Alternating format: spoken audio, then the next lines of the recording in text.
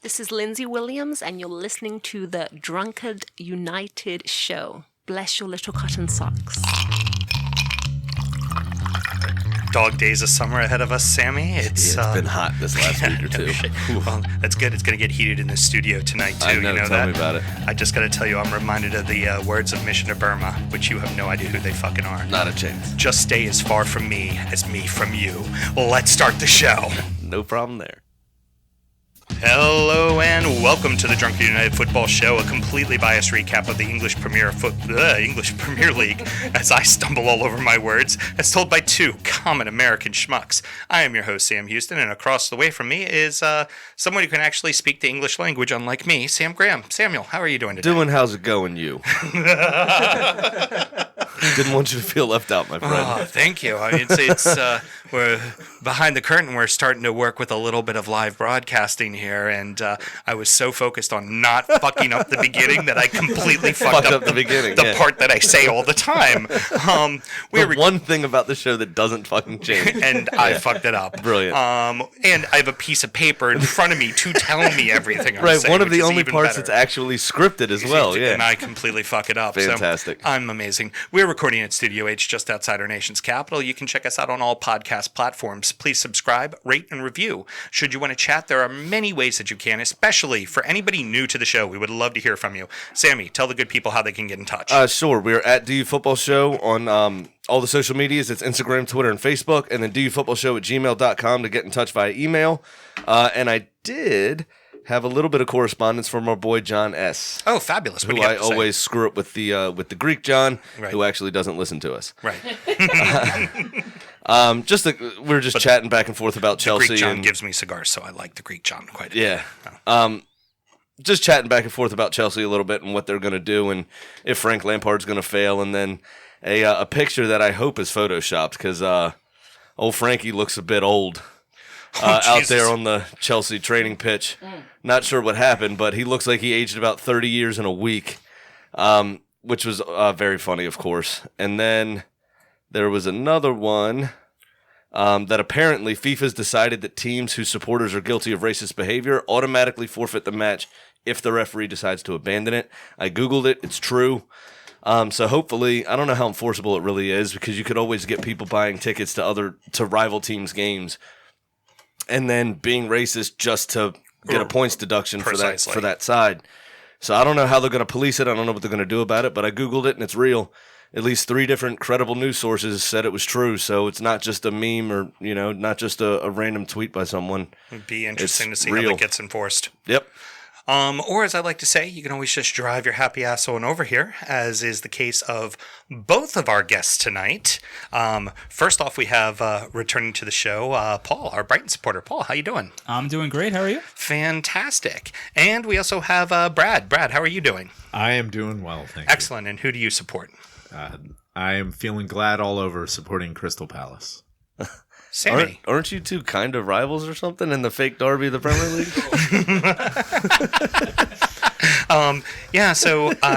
Normally this is where I say something insulting about both of your teams and then kind of go into it, but we got a whole hour of our time we're going to waste talking over the finer points of who's going to finish 15th anyway, so who really fucking cares? Sam and I both work in the wine and spirits industry and both have a deep, passionate love for distilled spirits, so as the red-blooded Americans we are, we're going to have a drink in our hand throughout this show and every show. Sammy, what are we sipping on tonight? So we got one of mine tonight. Let me stress that it is one of my brands. Because it used to be one of mine, you thieving bastard. We've got Suerte Blanco Tequila. Comes in at 80 proof. I'm going to run you between $29.99 and $32.99 on the shelf. This one is 100% agave, of course, and you'll know it because it's got a big rabbit on the label.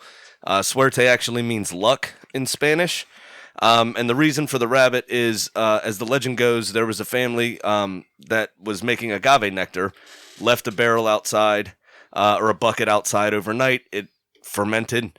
And in the morning, they noticed the rabbits coming up and drinking the sweet nectar and then wandering off drunk afterwards. And they said, we could make liquor out of this. And thus tequila was born. And Suerte being lucky that they found this sweet nectar of the gods. So I just figured the rabbit was because tequila makes you bone like bunnies. Not quite, although true, and an interesting take. You don't have a mute button, but fucking mute yourself. But we are drinking it in a Paloma cocktail. It's already coming in. We're drinking it in a Paloma cocktail this evening. Sam, you wanted to tell everybody what a Paloma is. It is one of my favorite summertime drinks.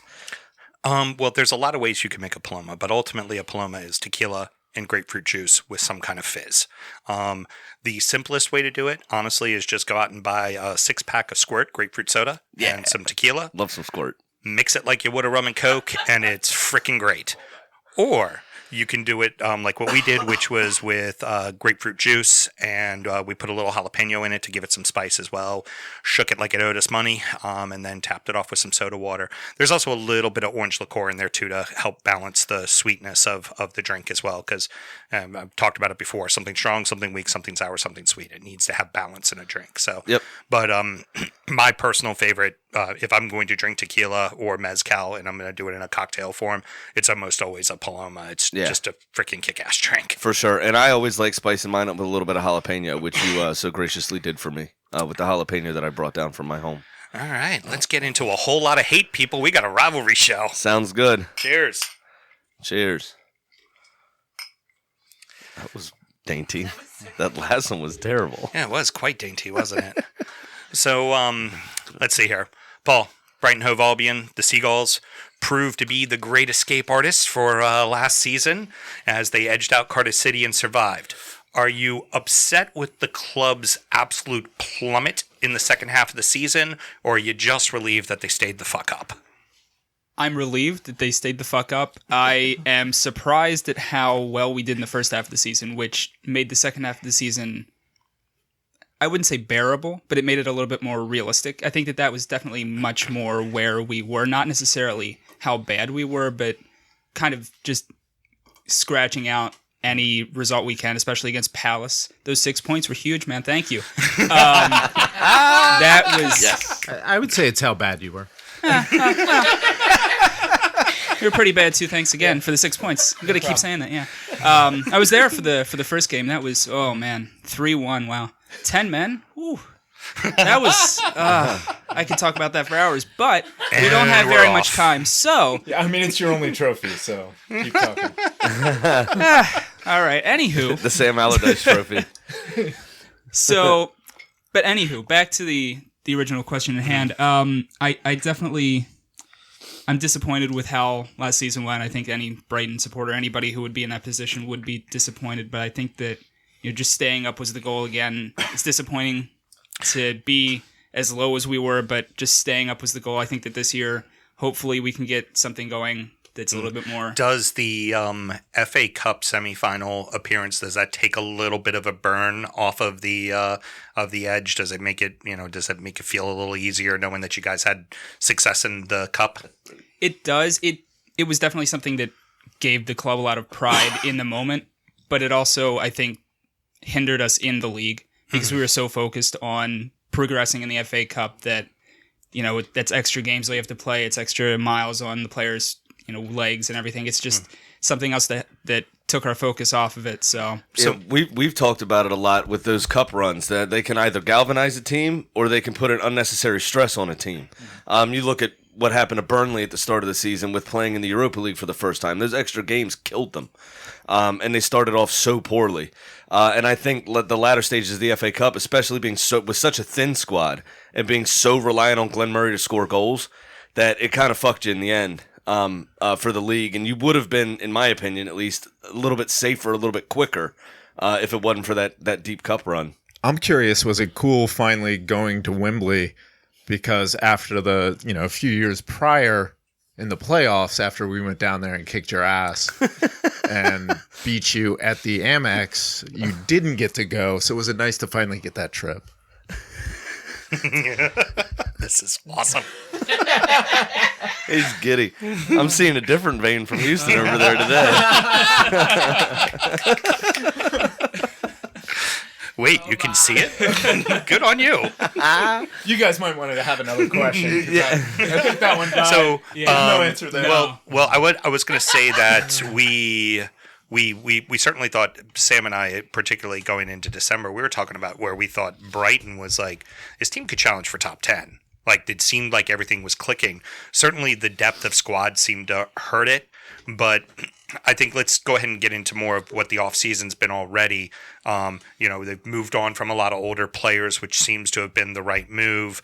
They've made some decent signings, but the biggest thing is Chris Huston moves on, and you bring in Graham Porter as a manager. What are your feelings on that, and what kind of style do you think he's going to bring to the club?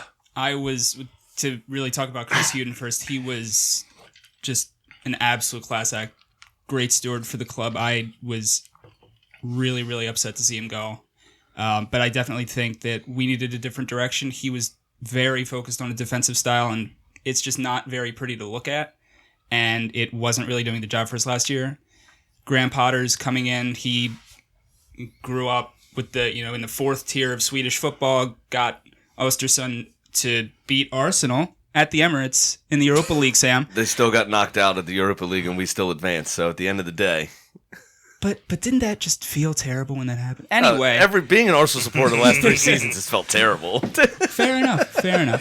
Don't bring up Arsenal. He's gonna here do we it go. on his fucking own. Here we show, go. Okay. Here we go. So if you want to beat Arsenal at the Emirates, I mean, just we can do that for you. Just come support Palace. If you'll do it for me, I'll gladly take the 3 points. Now, it was terrible. It was terrible to have to rely on you guys at the end of the season last year. Yeah. But we stayed up, so you know what? Cognitive dissonance. Anyway. Back to Porter. Back to Graham Potter. I'm sorry. I am really excited with the way that he sets up his teams. Swansea last year, they were a pretty bare-bones team, came into the championship. They were pretty much left for dead. They were basically another Sunderland waiting to happen, and they finished 10th. They were playing attacking football. They really tried to compete, and they almost made the playoffs in the end. Mm-hmm. So I think that, obviously he doesn't have experience as a manager in the Premier League, but I think that we have a lot of players who can be attacking players. They can have that. They have goals in them. Jahan Baksh, Locadia. We have the ability to score goals. We just weren't looking for that last year. I remember Anthony Knockhart's gorgeous hit towards the end of the season. He was cutting in from the right side on his left foot. I believe that was in one of those made-up derbies, right? It was in Selhurst Park, I think. Maybe? I think so. I'm not that sure. was absolutely brilliant, though, that goal. Yeah, it was. That was a beautiful goal. He should have been out of the game 30 seconds in with a straight red, but it was. He was a couple of games later with that 2-footed challenge on halfway. Well, it should have happened. But I agree. A lot of your players have goals in them because they didn't use any of them last year, so they're still there. I mean, that's part of the thing. I mean, with the defensive style of play, there was a lot of players I think that wanted to express themselves. I think that's absolutely accurate. There's a lot of players that wanted to express themselves that couldn't. Because they were, it's almost like Chris Huston. He did what he had to do to stay up, right? But it's almost like he studied too much, like a Jose Mourinho style of football. To be honest with you. Good thing it didn't come with all the crazy ass bullshit that Mourinho comes with. Like I said, we were talking about it at the end of the season. The whole time we were just, whenever we talked about Brighton, it was like, here's our game plan. You aren't fucking scoring on us. Yeah, exactly. So this game will end 0-0 because we're not letting you score. And it proved to work. It got them out. They stayed. And like I said, the only thing is they relied too heavily on Knockhart to create everything and Glenn Murray to finish everything. And at 37 years old, it's just not going to be the consistency, that there was at the start of the season. I mean, he was great the first 10, 12 games, and then couldn't find a goal to save his fucking life. Right. And I think that's where one of your signings so far, I don't really know the guy, but Leonardo Trossard was brought in from Genk. For an undisclosed fee. He's a forward player, so maybe to provide some other sort of option. I've never seen the guy play. I don't really know much about him, to be honest with you. I think it ended up being about 17 million for the. Yeah, it was about 15 million pounds. Okay, yeah. But with that, and then also the addition of Matt Clark from Portsmouth as well, it seems like you're picking up the right people for the right positions, another wing player to kind of help create a little bit more, not put it all on Knockhart, who can be a bit inconsistent at times. Right. What do you think of the signings so far? I'm encouraged by them. I definitely think that and the speculation is wild and abundant, especially today with Lewis Dunk potentially leaving the club. I think that we do definitely need more backup at center back. So Matt Clark comes in. He was a club captain at Portsmouth. He did really well there. So he's coming in. He's going to shore up that position.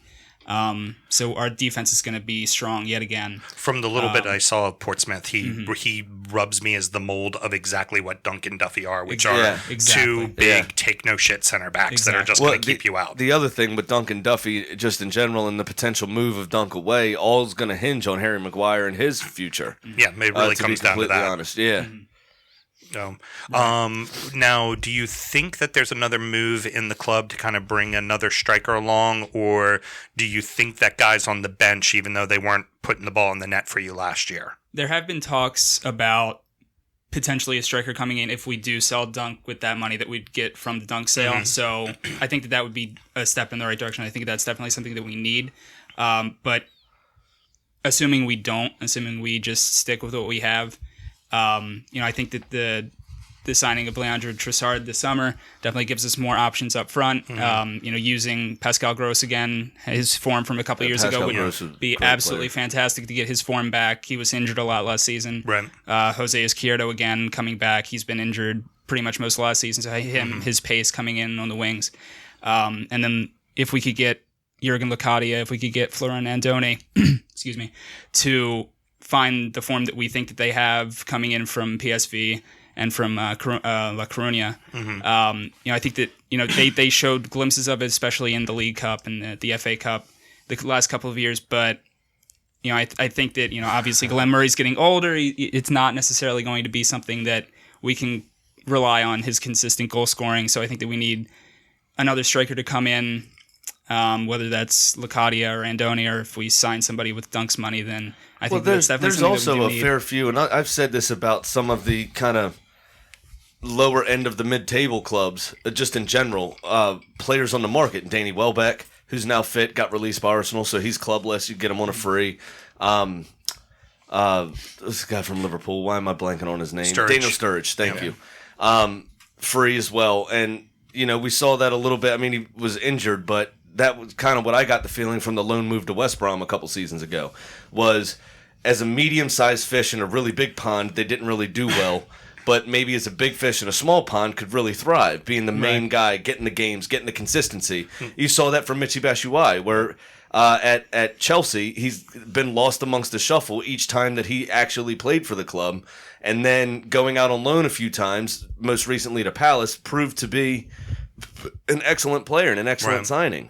Well, the other thing you have to wonder about there too is when it comes down to those players sound nice because they're on a free, but how much of wages are they going to demand is the biggest thing, and that's it can't be much with clubs like yourselves. It can't be $100,000 man. That's something that we haven't really done much of in past years. Is we haven't really been looking for players who are coming in who have maybe they're past their prime, maybe it's Darren Bent that comes in and is at the end of his career. He's not really doing very well, and we just get him because he's a big flashy name and he's just kind of sitting on a bench somewhere. We don't really go for those players, so I don't think that that's necessarily something that we're looking to do, even though another club like Palace might do that.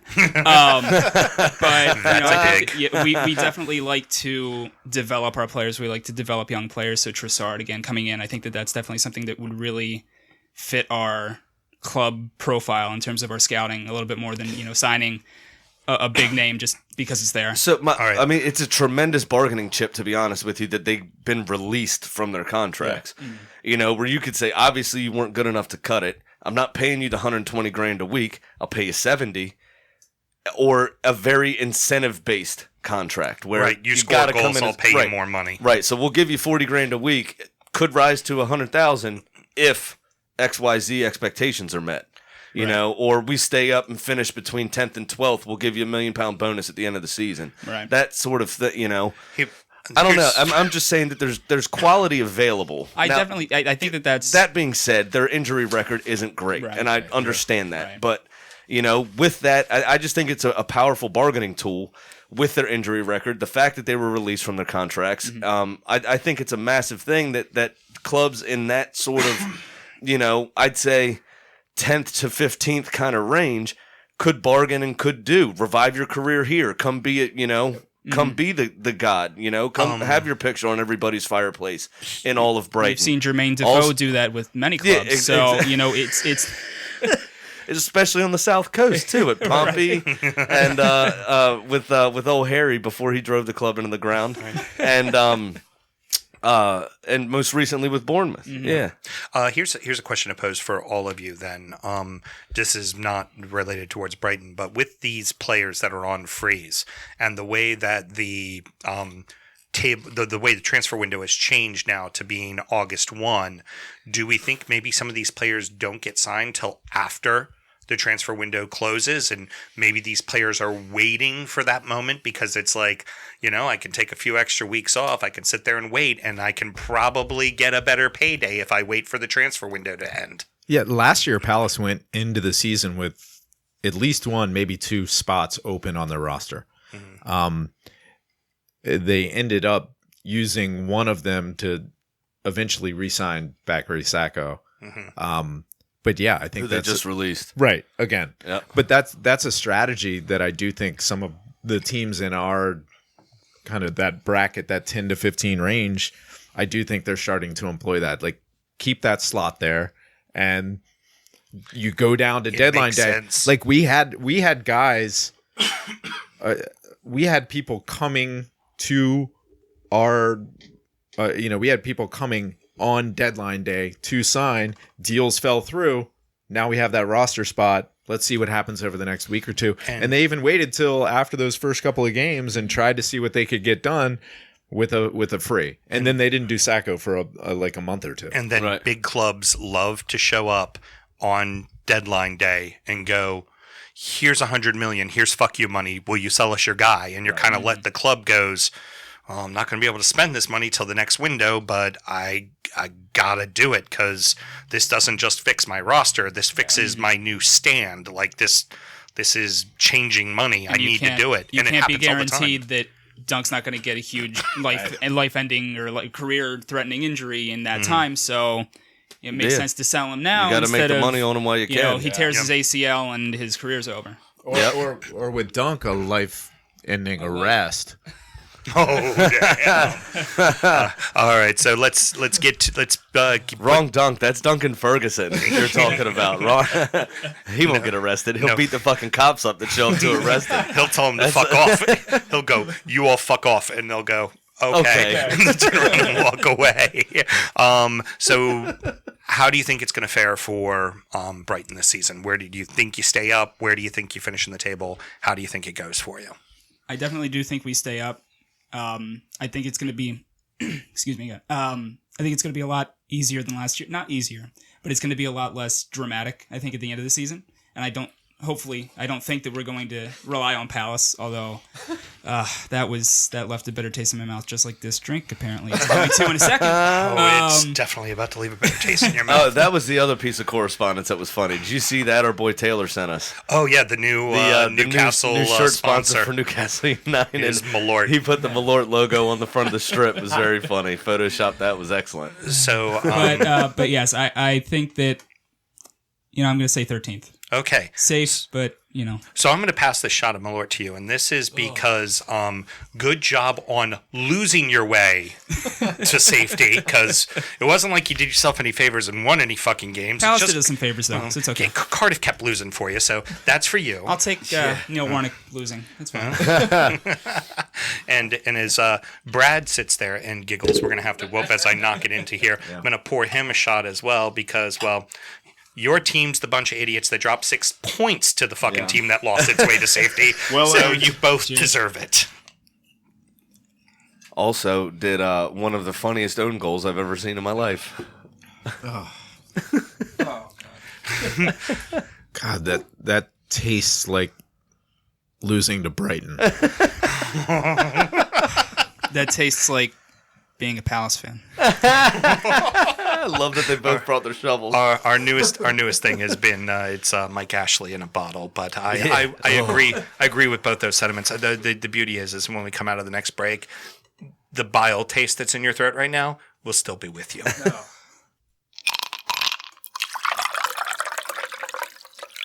Will they or won't they? Zaha. That was our favorite saying to describe Crystal Palace last year. It seemed like it was always, that was everything rode on what Zaha would do.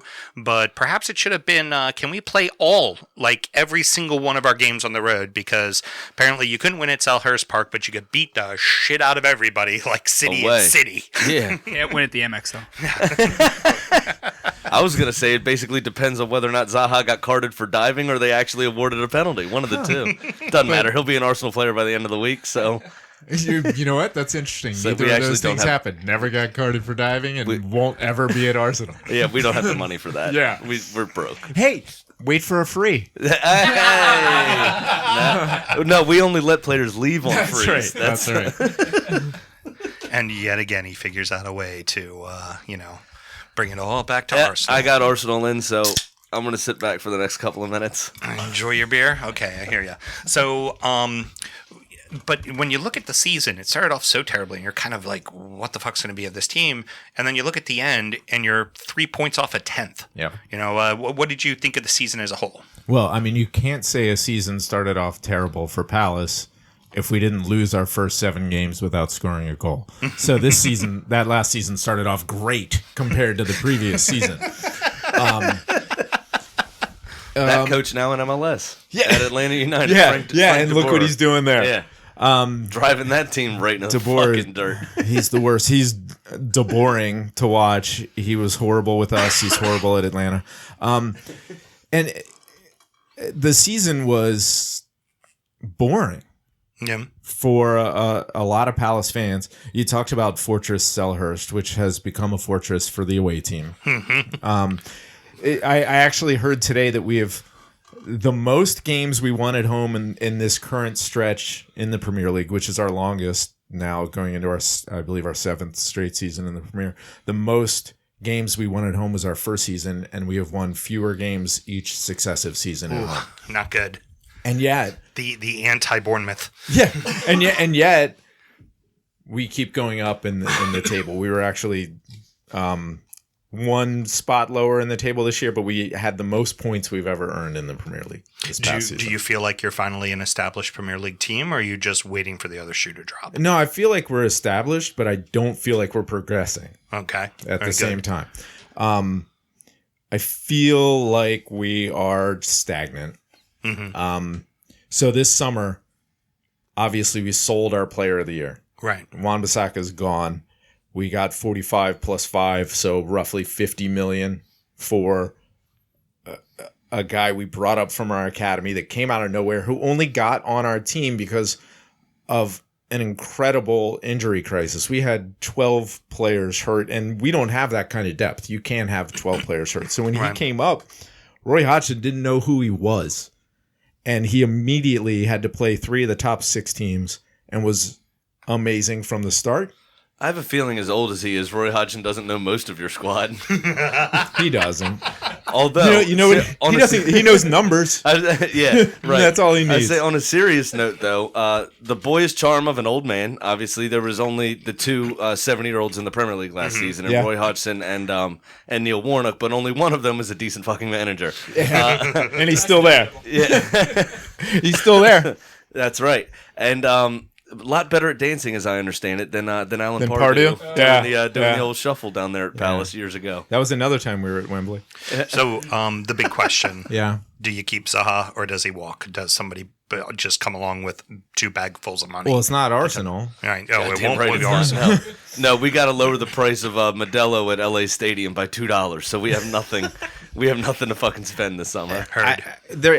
I don't see how in the world they sell both of their best assets in one window and try and tell their fan base, yeah, we're staying up in the Premier League, but we don't need Wan-Bissaka or Zaha.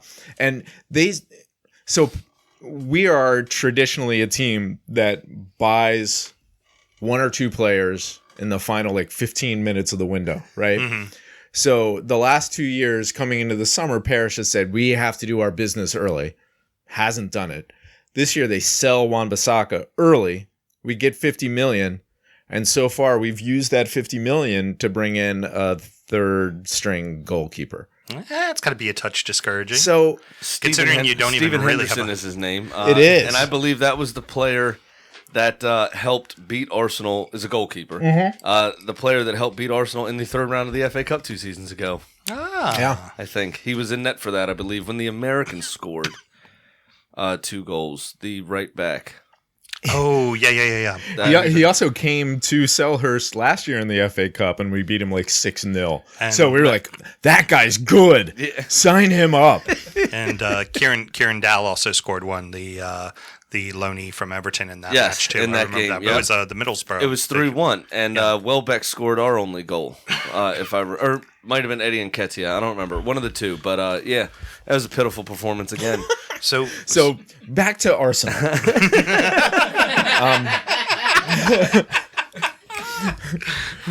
So look, I do have a question. Yeah, I heard yeah. about this the other day. It happened a couple of seasons ago, but some drunk idiot in the stands at Selhurst Park tried to punch the fucking eagle as it flew around. Yeah, that happened. Why? Because he was a drunk idiot. Or because he was a Palace fan, so they just punch anything that moves. He probably thought it was a seagull. Not as bad. He Not as probably bad. thought it was a Palace player, so he thought, if I punch him, it'll be better. happened one Not time, as too. bad as the Newcastle fan that actually punched a police horse outside of St. James Park. So- that seems earlier that season. Did you know that Brighton's nickname, Seagulls, do you know where they got that? From the seagull at the traffic cam?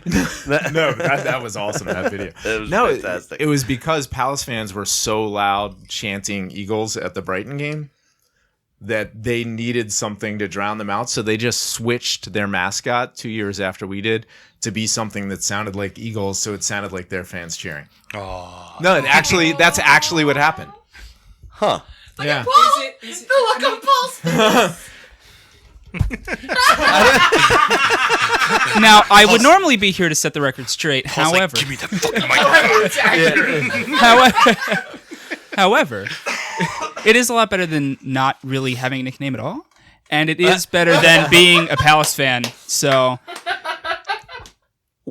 where are the Eagles in London? By the way, I don't know if they're are they Yeah, aren't are they American there? bald eagles? I thought that. I mean, I know that there's a Raven Master at the castle, but I don't know about any Eagles. I know that there are at least fantastic. seagulls in Brighton, so that makes sense. That does make sense. So how's Chelsea going to do this year? How's Chelsea going to do this? Yeah, I assume that's who you really support. Jeez. Oh, Jesus. This How's is- Barcelona going to do this year? Yes. Are you okay? All right. Yeah. There you go. Jesus Christ, this is fun. I love it every moment Sam, of are it. you ready to wrestle? Are you ready to wrestle this back? All right, so this what is I'm gonna be saying so is awesome. we need to replace Juan Bissaka. Okay, We very need good. a right back. Okay. So I was going to say the following. The roster is good, Yeah. not great, but Yeah. good. And there seems to be a little bit of depth in positions. Where do Finally. you, I feel like Wayne Hennessy should not be the He's backup. not. He's so I think And Sammy, your boy's gone. Who? Julian Speroni. Yeah, I know. I know. I loved know. him. He was the best. I He was the loved him. best. Mr. I'm a back of the Premier League. But where would you kind of pinpoint as places you think the club? I mean, obviously the right back with Basaka leaving. Where do you think the club really needs to pinpoint some signings? I mean, it's the same thing we've needed for 2 years. We need a striker. Benteke had a great year 2 years ago, and scored every goal he had left in his body, apparently. And then he had 15 That's the truth. in the Premier League 2 years ago. I think he had 2 last year. And they were like accidents. Right. Whenever he attempted to shoot on target, Rosed, Yeah, and then but or out for a throw in. and then, yeah, exactly. And then so last year we traditionally, as we're hours away from the window closing in January, brought in Batshuayi. on a loan. It was like, who's close? Yeah. Yeah. It's Well, like, it's always Chelsea. Can John Cross bring anyone in his helicopter Who can get with here him in the last 30 minutes? I was going to say it was Loftus-Cheek the season before. It It was was. the Chelsea season saver for their team. It's almost like they just go on Google Maps and check the traffic. It's like, all right, well, the there's a traffic backup from at Stamford. Well, the traffic from Stamford Bridge to here is the least congested. So let's see if Chelsea's got anybody for us. January transfer window. They're going to be like, send us Ross Barkley. So we brought in Batshuayi, and he did great. And if you look at from that day forward, 17 games to end the season, not a small sample size. The table from that day forward, Palace is 4th in the league. So you fill that position for us, we're a solid team. You just need to get someone that will sit up front and consistently score We goals just for you. handed you $45 million. Go spend it on somebody that can put the ball in the net. That actually brings me to the next question. Does that money go towards personnel? Or I know that there's a lot of, like I listened to overseas, there's the Red and Blue podcast. They were talking a lot about the stadium needing a lot of upgrades, and those upgrades equal more asses in the seats. Those more asses in the seats equals more money in the door. It's just... It's different for a team that's not in the top 6. That's not always true. I could attest to that. We have a sold out 60,000 capacity stadium and don't have a fucking dime to spend. That's because your owner Well, Amex has fucktard. Amex is a beautiful stadium that's filled for half a game too. See, we can just focus on Arsenal, though. I do see... He spit his drink out. Beautiful. I had a joke, and I don't want to let it go to waste. You do have Ars in your name, but you don't have Ars in the seats. True. That's But true. back to Palace. At the library. Yeah. Exactly. But back to Palace because he brought me in. I didn't know you were going that way. I would have jumped in with you for once. We already have a stadium, so Yeah. why would we need to renovate it? Unlike the toilet bowl that's in South London. That's been there forever. Right. Selhurst Park. It's a fantastic place to watch a game. Well, I'm It has an still pissed off atmosphere. DC United left RFK. There's a certain Right. romance about a stadium that's fallen over. Seriously, RFK was so completely much agree. fun to watch a match. No, that's what I'm saying. Great. Seriously. I mean, look at half the stadiums in Italy are falling apart because none of Right. the clubs own the stadiums, right? Right. Except Juventus had just built theirs. But they're also double as athletics places. So they have a full track and everything else. You're miles away from the pitch. Which is like if you go to Napoli, it's the second tier, the club tier, and the upper stand are the only ones that get filled. There's nobody in the lower bowl. Right. Because you can't see a fucking thing Right. down there. It's fantastic. And the stadium's crumbling. Yep. And it's Italy, so there's a pungent smell of weed in the stadium, which is fucking awesome. Yeah. Can't beat that. Mel's about to switch allegiance already. Yeah, right. She's like, let's do Yeah. let's do an Italian football Yeah, show. do they lace their weed with sexy guys? Is that how it works? Oh, they do. They do. So But that's one of the reasons why I became a Palace supporter was that fan base, that passion, that piece of crap stadium that just shows that these people, it's part of the community. That's why Zaha's there. He grew up in that neighborhood, in the shadow of the stadium, and he's still there because of that. Very cool. So then I'm going to pose to you the same question that I posed to Paul. Where will How- Brighton finish? I can tell you that. Where? Yes, we all agree. Yes. definitely. Sorry, Alan. We are losing faith in the Toon Army really quick. fast with what Mike Ashley's doing. I'm surprised. You know what? I started to do a wellness check on Alan after, but he liked one of our recent Instagram posts, so he's alive and well. He's alive. Yeah, and he's well. doing okay. Very good. So, He's doing okay. how does this next season go for Palace? Where do you see them finishing? I think they have the formula figured out. They'll start off in very mediocre fashion. Last year was their first season in the Premier League where they did not spend a single week in the relegation zone. So there's your progress. I take it back. We are progressing. But I think it'll be the same kind of thing. A lot of weeks in the teens. Second half, they'll raid Chelsea or Arsenal and bring somebody to the below the river in London, and just like the last 20 years, we'll finish above Brighton. And he says 13. So we've been 11, 12, 13 range the last few years. Let's throw out all the stops and have the year of our lives and go 9. 9th, okay. But it's really going to be 11. Okay, that's good. That's very ambitious of you. Yeah, it is. So I will say the season opens for you at Selhurst Park against my Toffees. It does. I plan on a really not exhilarating 0-0 draw, or Zaha gets a 1-0 in the penalty.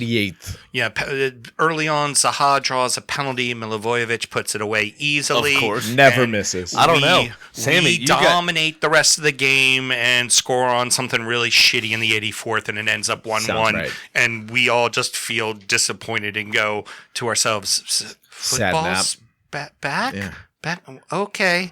New season? Now, That's gonna be I'd us. love to Yeah. see that. Yeah. I would love to see the Stone Cold Killer, Jordan Pickford, against Mr. Automatic, That's Milivojevic. true. That would be fun. That'd be a good penalty Yeah. duel. Yep. I'm going to need Milivojevic to take 1,000 steps up like Paul Pogba, though, because I want that duel to last as long as possible. I was going to say it's the reason why he doesn't miss penalties is because he actually just runs up does to the not fucking do ball that. and kick That's it. true. And you know what? One of your Mr. Automatic from yesteryear, Mile Yednak, is available as well. That's free. right. He That's just right. There's got, a lot let of go. people that want him back.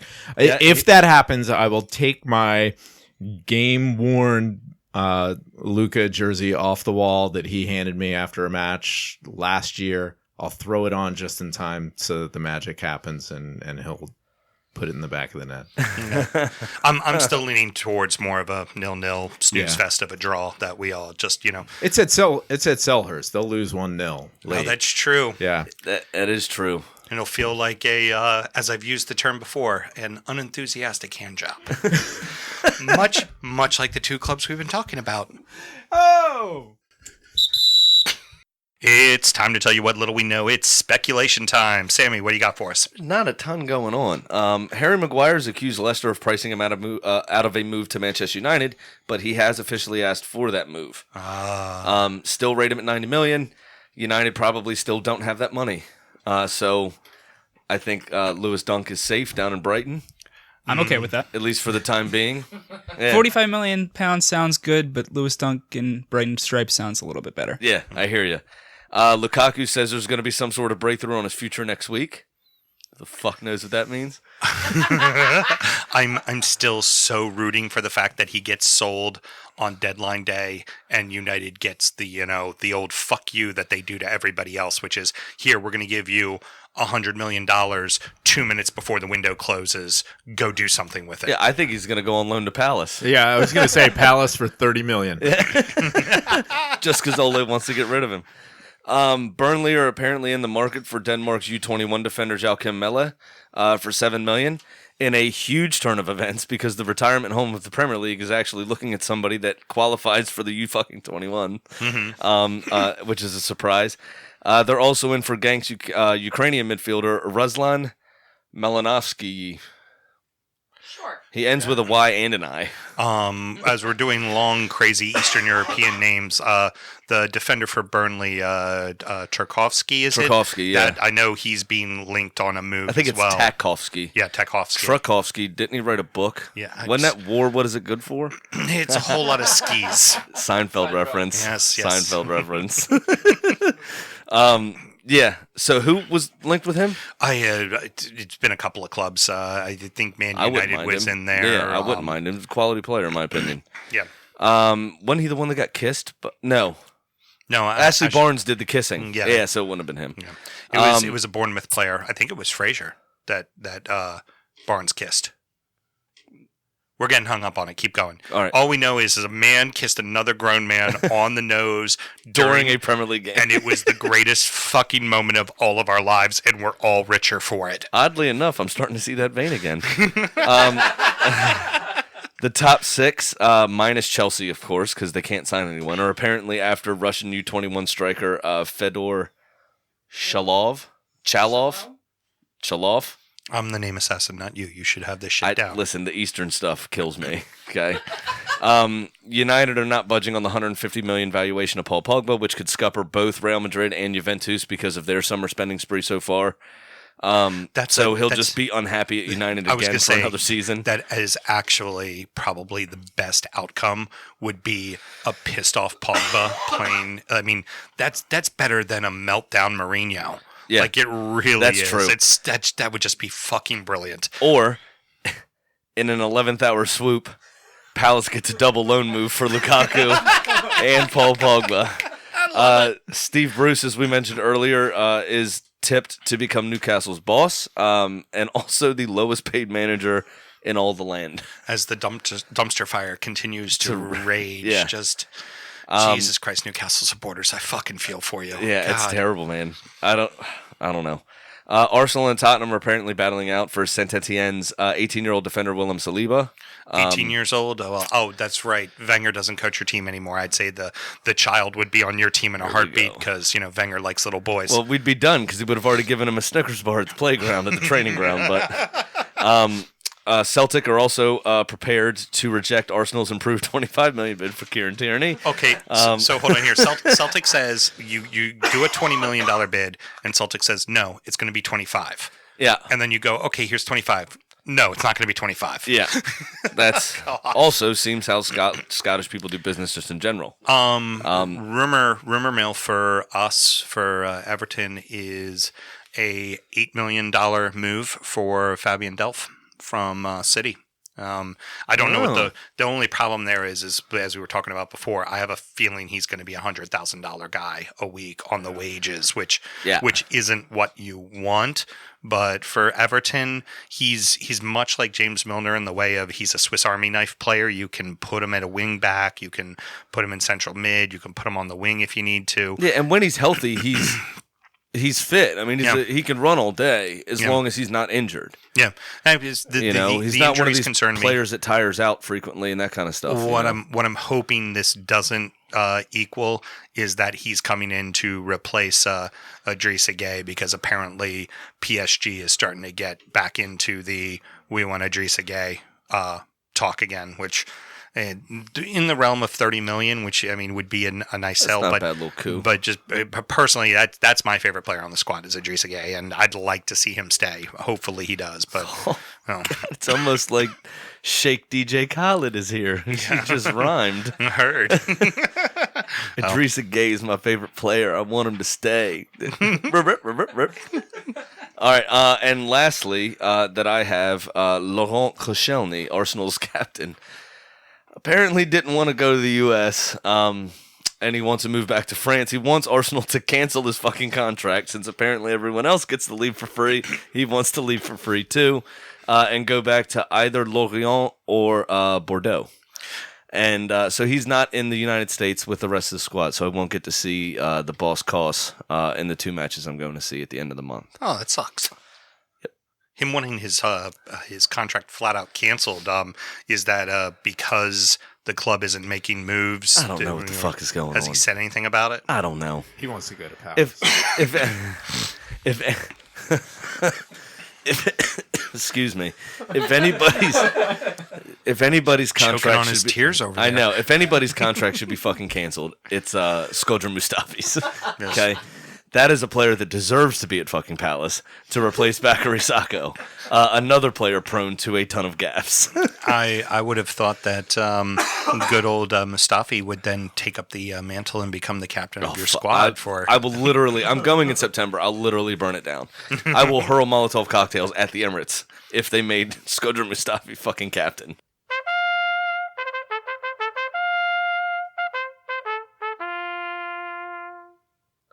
We lost 6-2, but neither of us were there, so I don't know what the fuck to tell you. Apparently, we're in Division 1 again. Yeah, I was in Vermont with my company doing our first half review and drank all the rye whiskey while I was there. So sorry, everybody, there's no more rye whiskey. Sam Huston drank it all. I was on my deathbed with an apparent bout of with pneumonia, which I then found out from the radiologist at the lovely Patient First in Baltimore City. Did not get paid to say that. They were excellent to me. Okay, so The radiologist said that I don't have pneumonia. It's something viral. I would say instead. we lost because you weren't there to score game winners, and I wasn't there to coach the team. But your brother Brian was so gracious to tell us how To the give game us a went. little recap, it was hard. They have a fit team. That was the first thing. Yes, they do. Which is Welcome back to Division One. yeah, correct. Which is not We're good for us. we're old. Yeah. They aren't. He said if we had one more sub, it would have been better. And then Matt in the field instead of a net because Jake took off also. We could have won, but they couldn't pressure them because they were exhausted, and they had to save their breath for offense. So that's it. Alright. Just what are you going to do? We're back in D1. We're going to be thereabouts in the relegation battle, much like our illustrious two guests here today. Yeah. DU's going to be teetering on the cusp of going down. Even though there's only 6 teams in the league and 4 of them make the playoffs, Right. we're going to be in the bottom 2. Yeah, it's going to. Yeah. It's going to be a challenge. It's not going So, to be good. It is not going to be good. I did have a couple of notable done deals, though, that I wanted to just quickly mention. Oh, okay. For our good friend Lindsay, who you may have heard intro into the show today. Bless your little cotton socks. There Thank you, she Lindsay. is. There she is. Aston Villa signed a couple more people in Esri Konsa. I don't know why I do this to myself. Esri Konsa. And then Courtney Haas. Sup, Haas? Love that. Bournemouth have brought in Lloyd Kelly from Bristol City. And then Jay Rodriguez got signed by Burnley in Sean Dyche's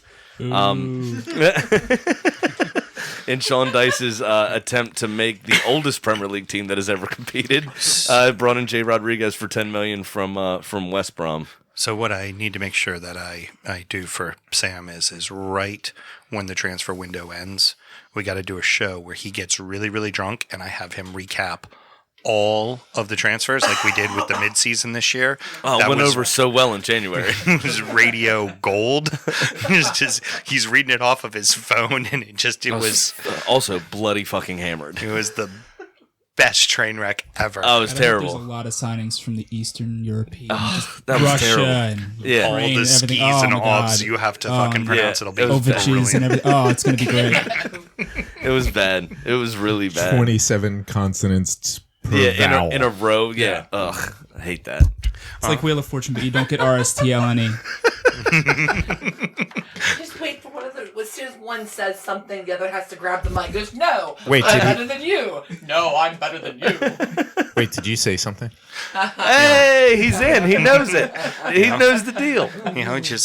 She can't hit the fucking mute button because she doesn't have a mic, thank God. So that about wraps it up for us. So, Sammy, any parting words? You want to recap the internationals? So there's a couple of things. If you saw the Instagram and Facebook, you'll know that Mexico beat the United States 1-0 in the Gold Cup in the game that was happening while we record last week. While we recorded, since it happened in the past. Whoa. It was a decent game, to be honest with you. I mean, the U.S., in my opinion, had the better of the chances the first 25 minutes, but couldn't put anything away. It was Most an old notably, school- Christian Pulisic's chance, and then Josie Altidore, who I why don't know the why the fuck is he he was out on the there. field. Dragged a one-on-one wide, didn't even make what's his name work. What's his name? Manuel Ochoa. Ochoa, yeah. Sorry. I would say it seemed like, honestly, I don't want to go so far as to say USA is back because there's still a lot of work to be done. It seemed like their balls dropped. It seemed like they'd been kind of neutered after Klinsmann had left, and this team, for everybody, I know everybody's gonna be like, "Oh, U.S. men suck. They didn't qualify for the last World Cup." That is the exception, not the fucking rule. This team went 5-1, scoring 15 goals, giving up fucking 2. They're in the right direction. and then changed everything for the final because you know what? It's working. Fuck it.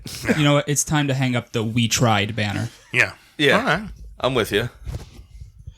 My buddy sent me a text after the game that sums it up.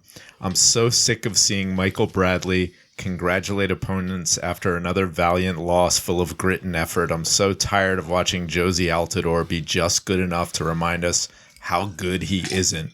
I'm so tired of seeing Jordan Morris and remembering that he's the guy who chose the Seattle Sounders instead of the Premier League. I'm exhausted of watching Pulisic and lamenting that he's our only one. I'm tired of their excuses. We're America, goddammit. Be fucking better than this. Okay. Hashtag Trump 2020. Oh, and if you met the guy and then put that hashtag on it, you would die laughing. But on a positive, we talked about it last week a little bit, but I did want to touch on this. Was the women winning the World Cup? I forgot to say this last week. When we're talking about the opportunity for equal pay, and I'm not going to get long and drawn into it, but here's your opportunity, people in America. Every 4 years you give a shit about them. Every 4 years you suddenly think you fucking care. They all play in basically community park stadiums because that's what those teams can afford to put out there. Here's a fucking idea. Don't ask for fucking free tickets for your fucking club soccer team to go.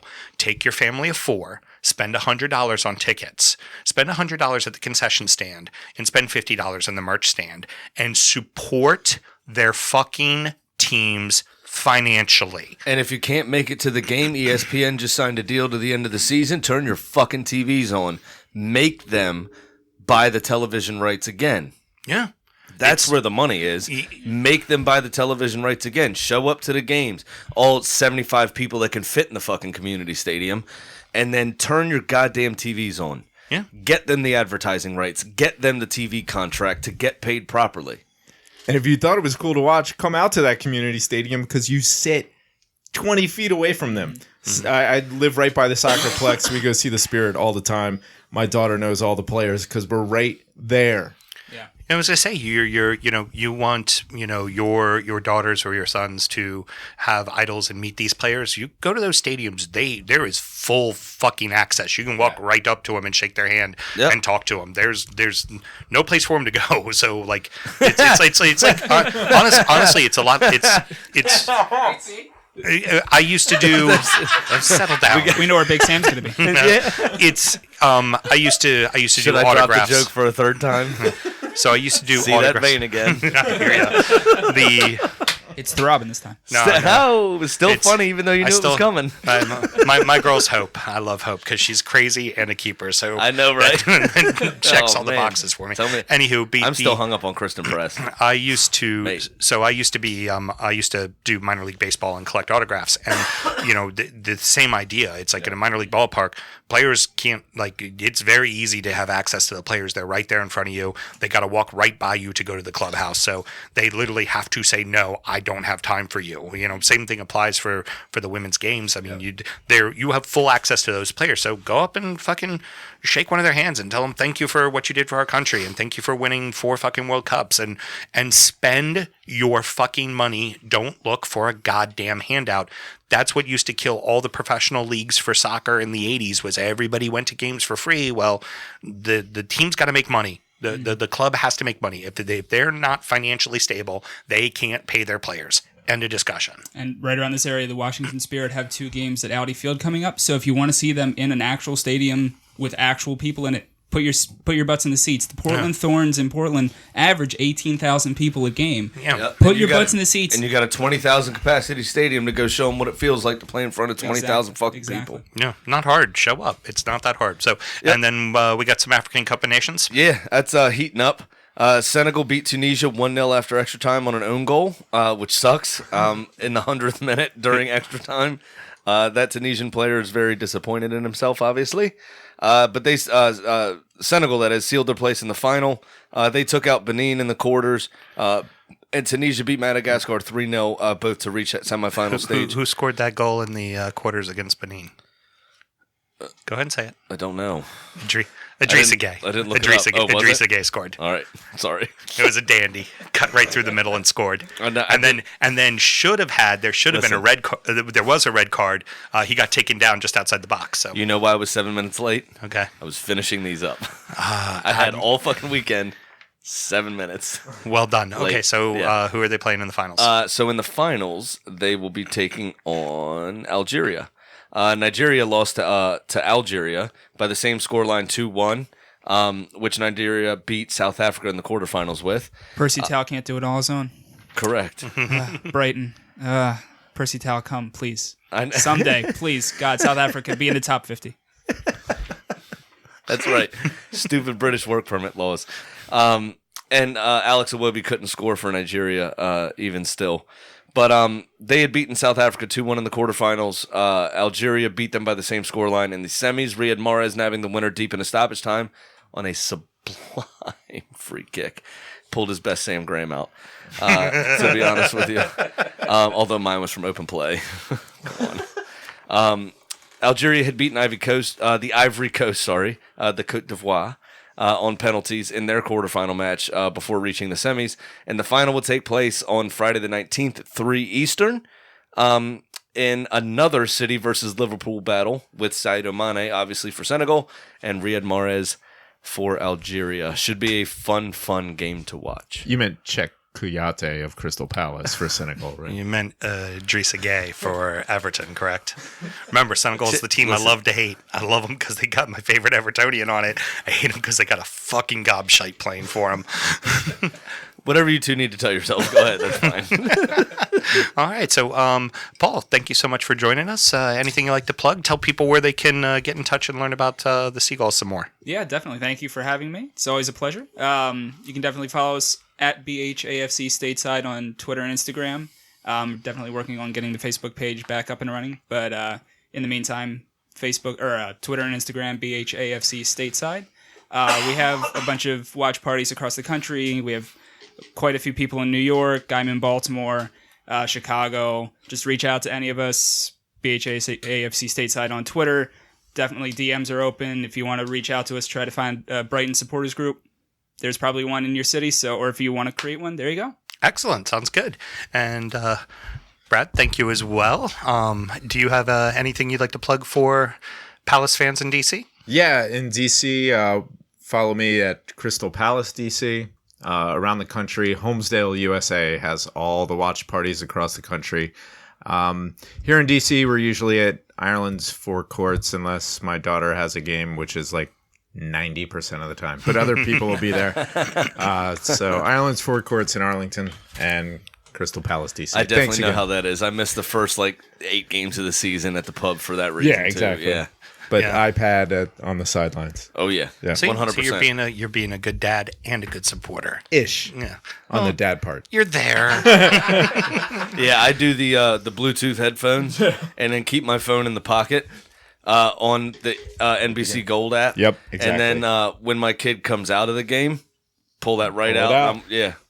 I don't give a shit about the rest of the kids. Well, thank you so much for joining us, boys and girls. For Sam Graham, I'm Sam Huston. Next week, the great experiment of Skype is going to happen. As we will have our first in-call guest. A couple of people from Houston going to be doing the show with us. So, In-call guest? Wouldn't they have to call to be there? Call in guest. Could you just fuck yourself, okay? Wait, was that the second part written down and the second part you messed up? Absolutely. Why? Because I am a professional, apparently. So- I haven't given you shit all day, so I had to get something in somewhere. Alrighty, so until next time, boys and girls. Good night. Walk into my room, ask me jerky questions. Don't mean what you say. Immaculate protection. Play by all the rules. So close to the best. Hope that all's not lost. And this is not a waste. Stay just as far from me as me from you. Make sure that you are sure of everything I do.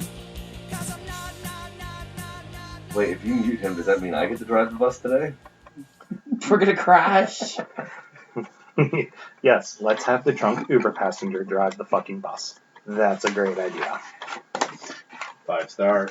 Cool. There you go. Drunk Uber passenger. 5 stars. 5 stars.